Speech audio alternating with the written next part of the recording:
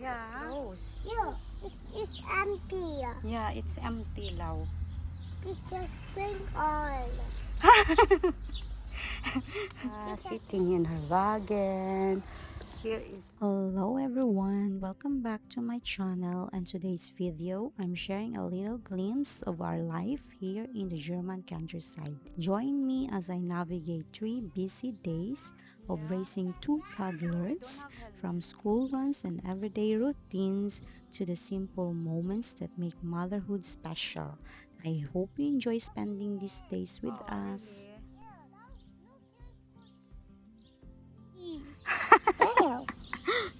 Hi, meow meow.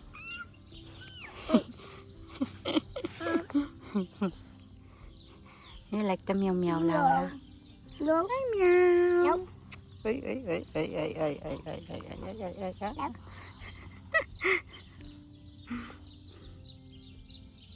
It's okay.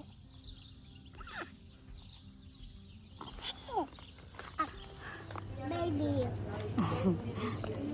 Come over here. €1.99.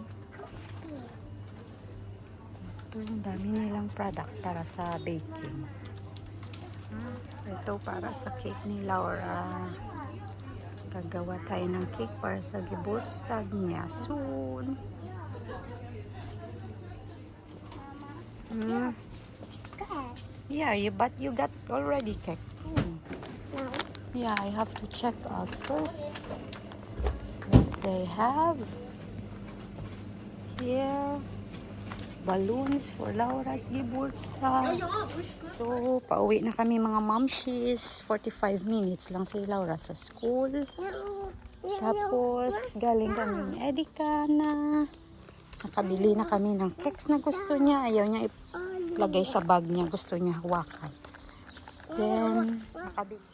Ganda dito sa amin. Basta spring, hindi masyado mainit. Hindi rin masyado malamig. Lau, look mama, Lau. Laura, look at me. Limya. Maldito.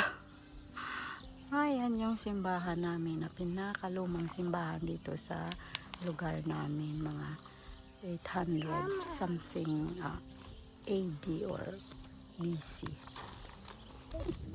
Yes? Why, Mama?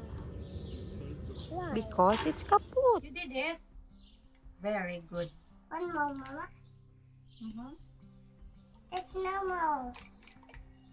Banana forgot her Michelle. And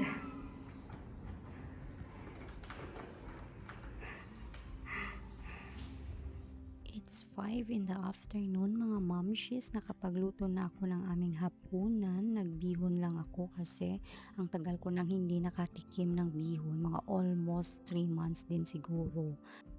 Tapos kanina, ito yung lunch ng mga bata. Mais lang, hindi nila naubos. So, kakainin din yan nila mamaya. Ayan lang yung aming hapunan. And look how messy my kitchen, momshies. Alam nyo na, basta makapagluto tayo sa kusina. After magluto, kita nyo naman, it's almost 6 PM na dito, momshies.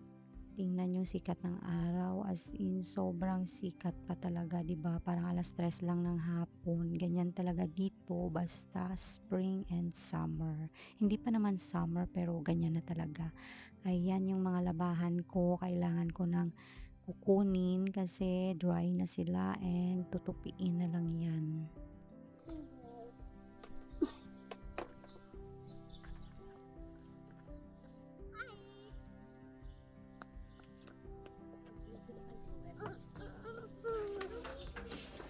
We are waiting.